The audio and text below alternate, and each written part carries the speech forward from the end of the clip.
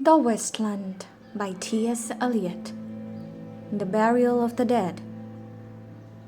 April is the cruelest month, breeding lilacs out of the dead land, mixing memory and desire, starring dull woods with spring rain. Winter kept us warm, covering earth in forgetful snow, feeding a little life with dried tubers. Summer surprised us, coming over the Starnberger See with a shower of rain. We stopped in the colonnade and went on in sunlight into the Hofgarten and drank coffee and talked for an hour. Binge keine Ossen stam aus Lüten as das.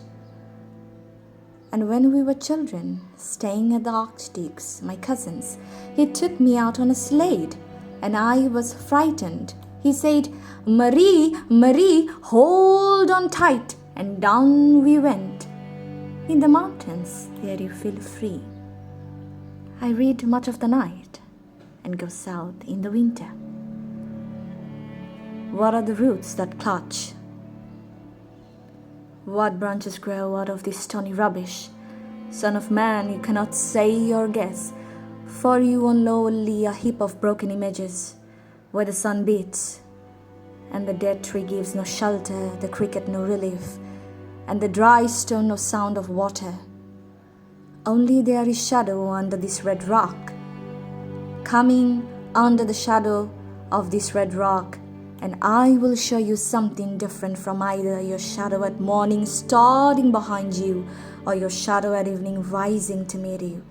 And I will show you fear in a handful of dust. Frisch weht der Wind, da heimet zu, mein irisch Kind, wo weilst du? You gave me hyacinths first a year ago. They call me the hyacinth girl. Yet when we came back late from the hyacinth garden, your arms full and your hair wet, I could not speak and my eyes felt I was neither living nor dead, and I knew nothing. Looking into the heart of light, the silence. Madame Sosostris, famous clairvoyant, had a bad cold, nevertheless is known to be the wisest woman in Europe, with a wicked pack of cards. "Here," said she, "is your card, the drowned Phoenician sailor." Those are pearls that were his eyes. "Look, here's Belladonna, the lady of the rocks, the lady of situations. Here's the man with 3 staves, and here the wheel. And here is the one-eyed merchant. And this card, which is blank, is something he carries on his back, which I am forbidden to see. I do not find the hanged man, fear death by water. I see crowds of people walking round in a ring. Thank you. If you see dear Mr. Cuton, tell her I bring the horoscope myself. One must be so careful these days." Unreal city.